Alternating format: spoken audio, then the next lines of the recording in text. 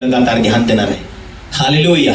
जैसे जैसे दिन कठिन आते जाएंगे वैसे वैसे दुनिया में मुश्किल तो बढ़ती जाएंगी, लेकिन प्रभु के लोग जो है वो शांति पाएंगे। आमीन। हालेलुया। मेरे प्रियो, ऐसी घटना दुनिया में तुम देखोगे, ऐसी मुसीबतें दुनिया में तुम देखोगे। अचानक दुनिया में समस्या, दुनिया में बीमारियां, दुनिया में माहौल खराब होता हुआ। हालेलुया। ध्यान देना है आगे। और जब जब कोरोना वायरस जैसी आई और हम लोग मिल नहीं पाए, लॉकडाउन के कारण लोगों को हम समझा नहीं पाए, सिखा नहीं पाए। कारण क्या है? आज पास्टर ने क्या बोला, ये ध्यान रखना। चाहे आपके बीच में साल महीना बीत जाए, क्या पास्टर ने प्रचार किया था, हम ध्यान रखना। जैसे कोई माहौल खराब आता हुआ मालूम पड़े तो उसी टाइम उपवास के द्वारा परमेश्वर को खोजना स्टार्ट करना। हालेलुया। परमेश्वर ने जो नियम में, इतिहास की किताब में हमने क्या देखा, यदि मेरी प्रजा के लोग दीन होकर मुझे खोजे, मेरे दर्शन के खोजी हो जाए, प्रार्थना करने लगे, तो मैं उनकी गलतियों को माफ करके, उनके देश में अकाल भी हो तभी मैं अकाल को मिटाकर आशीष दूंगा। आमीन। हालेलुया। मेरे प्रियो, ऐसी परिस्थिति खराब दुनिया में हो रही, आपको प्रार्थना में बने रहना, आत्मा में बने रहना, बीज बोना, परमेश्वर मार्गों खोलेगा। यह विश्वास आपके जीवन में होना चाहिए। लॉकडाउन के टाइम में मेरे जीवन में शायद पवित्र आत्मा ने काम किया। 2500 मेरे पास में थे। लॉकडाउन हो गया, मुझे समझ आएगा कि आप मीटिंग बंद हो जाएगी, सब बंद हो जाएगा। वही 2500 रुपए का लेकर शक्कर चाय लेकर आया, चावल और कुछ चाहिए वो लेकर आया। वो मेरे लिए नहीं रखा, मैंने विश्वासी जो भी मुझसे ज्यादा गरीब थे, मुझसे कमजोर थे, उनको जाकर भेंट देने लगा। हालेलुया। और अचानक एक भाई जो मुझे जानता नहीं पहचानता नहीं, कई सालों पहले मिले थे हम, अचानक उस भाई ने मुझे हेल्प किया, बहुत दूर होने के द्वारा भी मुझे मदद किया। हालेलुया। हालेलुया। तो मेरे प्रिय, कहना चाहता हूं, यदि परमेश्वर तुम्हारे साथ है तो आपकी जिंदगी में आपके लिए मददगार लोगों को देगा। आमीन। हालेलुया। हालेलुया। जिस कोई भी पास्टर हो, कोई सेवक हो, जब आप एक सेवकाई को देखते हैं, मिनिस्ट्री को देखते हैं, वो लोग गहराई में पहुंच जाते हैं, वो परमेश्वर सच्चाई में पहुंच जाते। परमेश्वर तरह तरह के लोगों को, उनके मददगार, उनके हेल्पगार, उनकी जिंदगी में जोड़ देता है। हालेलुया। आप भी परमेश्वर के नजर में सही चल रहे, परमेश्वर की ईमानदारी में चल रहे, तो आपके मददगार, चाहे वो विश्वासी है या नहीं है, वो मायने नहीं रखेगा, लेकिन कोई ना कोई मदद करके आपके जीवन में आपका गाड़ा को पार लगाएगा, आपको लेकर चलेगा, आपके लिए कहीं ना कहीं साधन अच्छा बन जाए। इसीलिए परमेश्वर किसी न किसी के द्वारा आपके जीवन में उन्नति देकर आपके लिए रास्ते पर लगा देता, ताकि आप सफल हो जाए। आमीन। हालेलुया। परमेश्वर आपके साथ चल रहा है, ये नमूना होगा कि आप मुश्किलों से आजाद होंगे। परमेश्वर आपके लिए रास्ते खोलता जाएगा, लेकिन आपको भी वही तैयारी करना।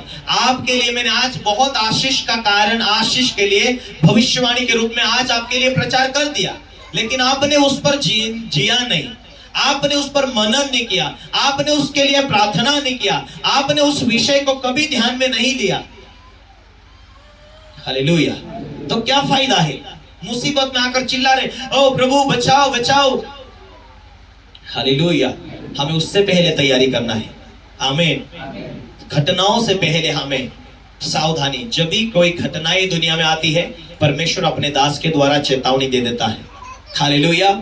अकाल के समय में सारे मोहल्ले, सारे इलाके बंद हो चुके थे। कौन? हालेलुया। तो परमेश्वर ने एलिया को बोला, आप सारा शहर तो भाग चुका है, अकाल होने के कारण सब खाली शहर हो चुका है, पर तू क्या? मैं कहता हूं मेरी वाणी के अनुसार कर, वहां जाकर छुप जा, मैं तेरे लिए खाने पीने का इंतजाम करूंगा। परमेश्वर से खिलाया। हालेलुया। एक दूसरे को बोलो, परमेश्वर की उपस्थिति में सिद्ध होते जाओ।